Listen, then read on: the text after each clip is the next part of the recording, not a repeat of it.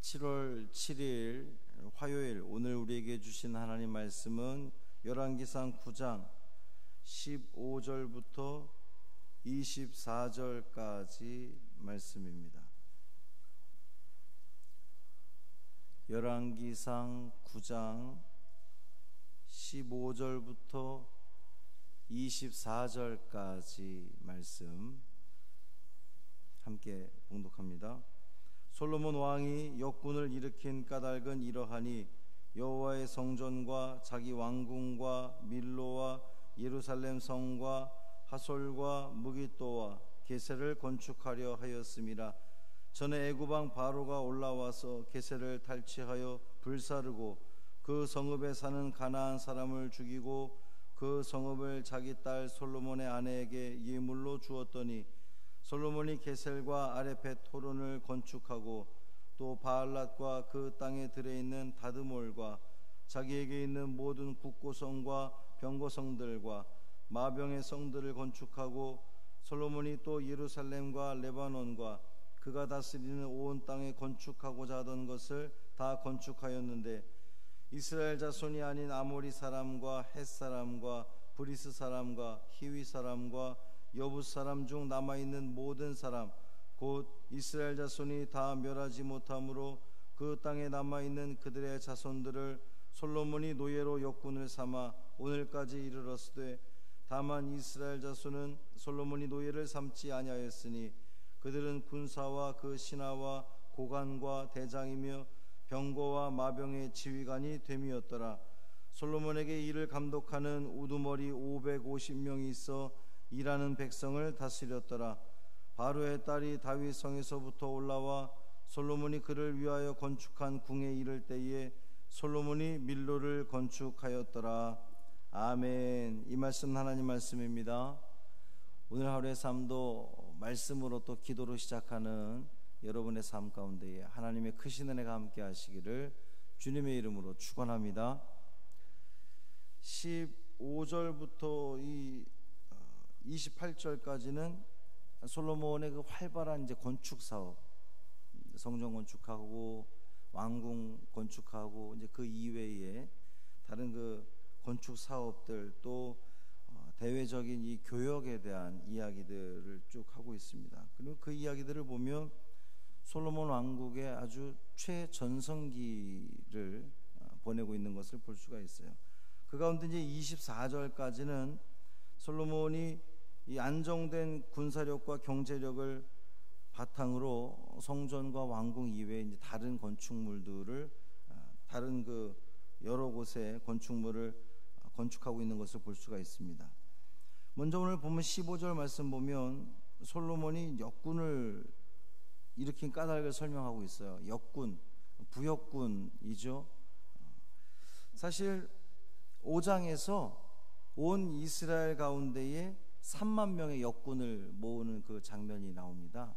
근데 이제 그 솔로몬의 이 노동 정책에 있어서 중요했던 부분 중에 하나가 3만 명의 역군을 불러 모았지만 10,000명은 가서 일을 하고 2만 명은 집에서 쉬게 했어요. 그러니까 그만큼 백성들을 아주 그 무조건 막 이렇게 그 착취하고 막 이런 그 힘들게 하는 것이 아니라 그들이 아주 효율적으로 일할 수 있게끔 그렇게 배려했던 그런 모습을 보여주었습니다. 그런데 오늘 본문은 읽으면서 뭔가 좀 그 뉘앙스가 긍정적이지 않은 뉘앙스로 읽혀집니다. 뭔가 이렇게 부정적인 그런 것이 감지가 돼요. 뭔가 부정적인 일이 생길 것 같습니다. 그것이 무엇일까요? 솔로몬이 성전이나 왕궁 이외에 많은 건축물을 세웠음을 소개하고 있는데 특히 이 15절, 16절, 17절에 공통적으로 등장하는 지명이 있습니다. 게셀이라고 하는 곳입니다. 게셀이 어떤 곳인지도 설명해요. 16절에 보니까 전에 애굽 왕 바로가 올라와서 게셀을 탈취하여 불사르고 그랬어요. 이 가나안 정복 전쟁 당시 이스라엘이 온전히 다 정복하지 못한 그러한 그 땅들이 있었습니다. 그 중에서 이 게셀도 가나안 족속이 아주 강력한 가나안 족속이 버티고 있었던 그 지역, 그래서 함락시키지 못했던 곳이 게셀이었는데 애굽 왕 바로가 그 게셀을 정복을 했어요. 뭐 애굽은 워낙 힘이 있는 나라니까 애굽이 그 게셀을 정복해 가지고 솔로몬에게, 이제 사위인 솔로몬에게 그것을 주게 됩니다. 선물로 주게 됩니다. 그리고 이제 그때부터 이 게셀이라고 하는 것은 군사적인 요충지가 돼요. 중요한 것은 게셀을 얻게 된 것이, 그러니까 이제 하나님이 약속하신 이 가나안 땅을 정복해 나가는 그 이스라엘이었었는데 바로 정복하지 못하고 남아 있었단 말이에요, 여태까지. 근데 결국 그 게셀을 얻게 되었으나 게셀을 얻게 된 것이 스스로의 힘에 의해서가 아니라고 하는 사실이에요. 애굽 왕 바로가 그것을 빼앗아서 주었습니다. 그러니까 애굽 덕분에 애굽과의 정략적 관계를 통해서 게셀을 얻게 되었다라고 하는 거예요. 이 주석에 보면요, 이 부분에 대해서 설명을 하기를 하나님 외에 애굽이라는 강대국을 의존하고 있는 솔로몬 이 왕의 비신앙적인 모습을 보여주었다, 이렇게 이야기하고 있습니다. 우리가 생각할 때는 아니 그것이 뭐 스스로 얻었든 남이 뺏어서 줬든 어쨌든 간에 이스라엘의 뭐 전략적 요충지가 되면 좋은 거 아니야? 우리 이렇게 생각할 수 있잖아요. 그리고 뭐 나라의 이런 안보를 위해서 뭐 군사력을 증강시키고 뭐 괜찮은 거 아니야? 이렇게 생각할 수도 있지만 우리가 이제 이것을 그냥 이 정치적이나 경제적이나 이런 문화적인 측면에서 보는 것이 아니라 신앙적인 측면에서 바라볼 때에 솔로몬이 예전에는 성경의 이 저자가 그런 상황으로 쓴 거라는 거죠. 전적으로 하나님을 의지하고 나아가는 것이 아니라 뭔가 다른 어떤 군사력이라든지 다른 힘을 의지하는 솔로몬의 모습을 보여준다, 이런 겁니다. 그러니까 솔로몬 왕국이 외부적으로는 아주 대단한 나라, 대단한 왕국을 뭐 주변 나라에서도 함부로 할 수 없는 왕국을 이루고 있긴 하지만 내적으로는 자꾸만 이렇게 애굽 나라로부터 무언가를 받게 됨으로 인해서 불안한 요소가 계속 남아있다, 이렇게 볼 수가 있어요. 19절 말씀 보면 국고성과 병거성이 등장을 합니다. 국고성은 군량미를 비축을 하고 또 왕궁의 재산이나 구제용 식량 같은 나라의 유용한 물품들을 저장해 놓는 그러한 곳인데 그게 하나의 성을 이룰 만큼 대단했다는 거예요. 그냥 국고 뭐 창고 정도가 아니라 하나의 성을 이룰 만큼 그만큼 컸다는 겁니다. 그리고 이 장소는 물품을 단순히 보관하고 저장할 뿐만 아니라 이 적의 약탈에 있어서도 좀 잘 이렇게 왜 국고성이 털리면 안 될 거 아니에요. 그러니까 굉장한 요충 뭐랄까요, 이 함부로 빼앗길 수 없는 그러한 요지에 이것을 만들었다라고 하는 거예요. 그리고 병거성이 나옵니다. 병거를 모아둘 보관할 만큼 큰 성을 지금 이루고 있다라고 하는 거예요. 그만큼 이 솔로몬 왕국이 강성해졌음을 다시 한번 보여주는 그러한 대목입니다. 여기서 근데 저자가 자기에게 있는 이라고 하는 표현을 쓰고 있습니다. 자기에게 있는. 그러니까 이것이 이 모든 국고성과 병거성이 솔로몬에게 속했다라고 하는 건데요.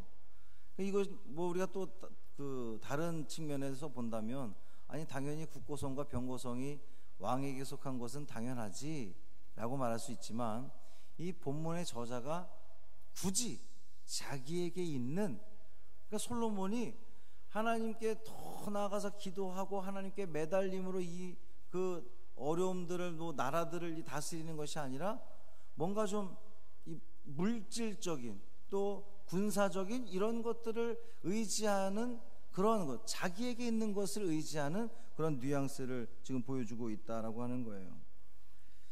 이렇게 솔로몬이 그 하나님이 아닌 다른 것에 더 정신을 빼앗김으로 그의 신앙이 앞으로 이렇게 좀 어제도 언급을 했지만 그의 신앙이 쇠락의 길로 내려가는 그러한 그 시작이 되고 있다는 겁니다. 국고성뿐만 아니라 병거성들과 마병의 성을 건축했습니다. 병거와 마병을 따로 모아두는 성이 있을 만큼 이 솔로몬 시대의 번영의 최절정을 누리고 있음을 볼 수가 있어요. 다른 한편으로 본다면 이 강대국으로 둘러싸여 있는 이 이스라엘에게 국가 안보를 위해서 아주 강력한 군사력을 지금 갖추고 있는 그러한 모습입니다. 그런데 그것은 어쩔 수 없는 일이긴 해요. 그리고 우리가 생각해 볼 때에 아니 왕이 당연히 군사력을 키우는 건 당연하지. 그런데 솔로몬이 이 10장 28절에 가면 이 말들을 그 애굽에서 들여온 것으로 이렇게 소개를 하고 있습니다. 그러니까 이 지금 앞에서도 계세를 얻게 된 것도 애굽에서 뺏어서 준 것이고 이 마병이나 이런 그 모든 말들도 또 애굽에서 얻어온 거예요. 그러니까 뭔가 자꾸만 이 애굽과 연관이 지어지면서 애굽 때문에 뭔가 문제가 생길 것 같은 그러한 것을 계속 이 저자는 암시하고 있는 겁니다.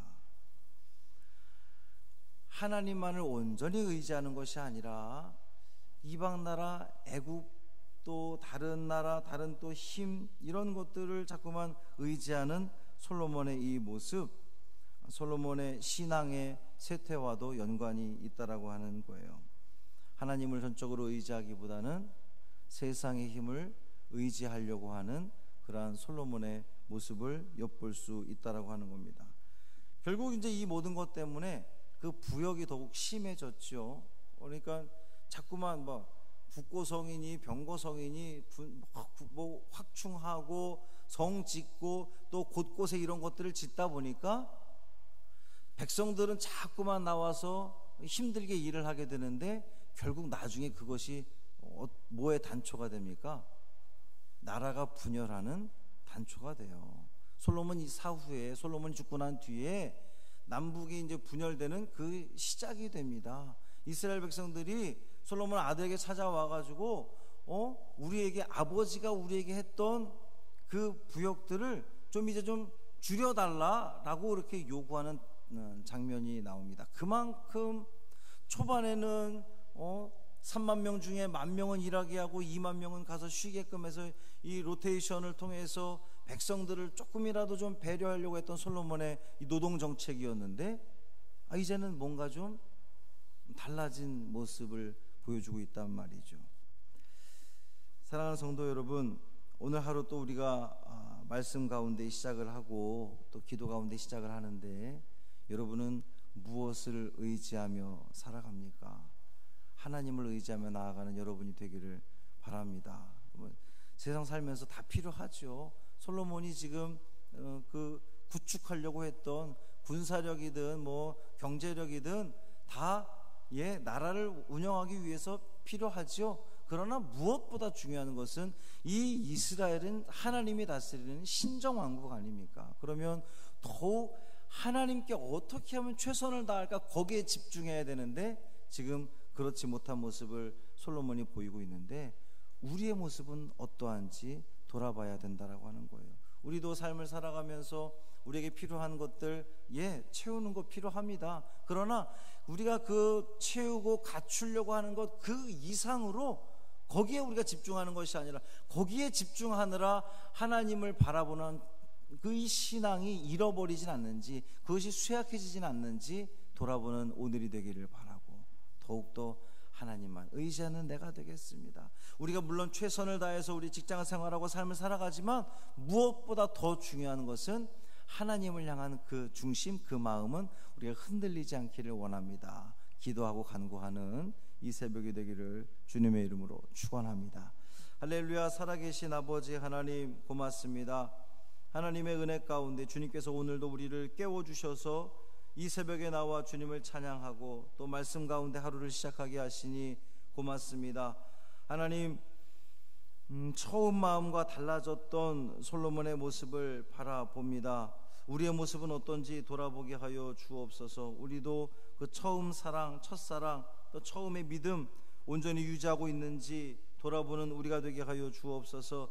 우리 세상의 것들 갖추려고 또 챙기느라 혹시 하나님을 향한 그 모든 마음들 우리가 약해져 있지는 않는지 또 옅어진 것은 아닌지 돌아보게 하여 주옵시고, 하나님을 전적으로 신뢰하며 오직 주님만을 바라보며 나아가는 믿음의 성도들 되게 하여 주옵소서.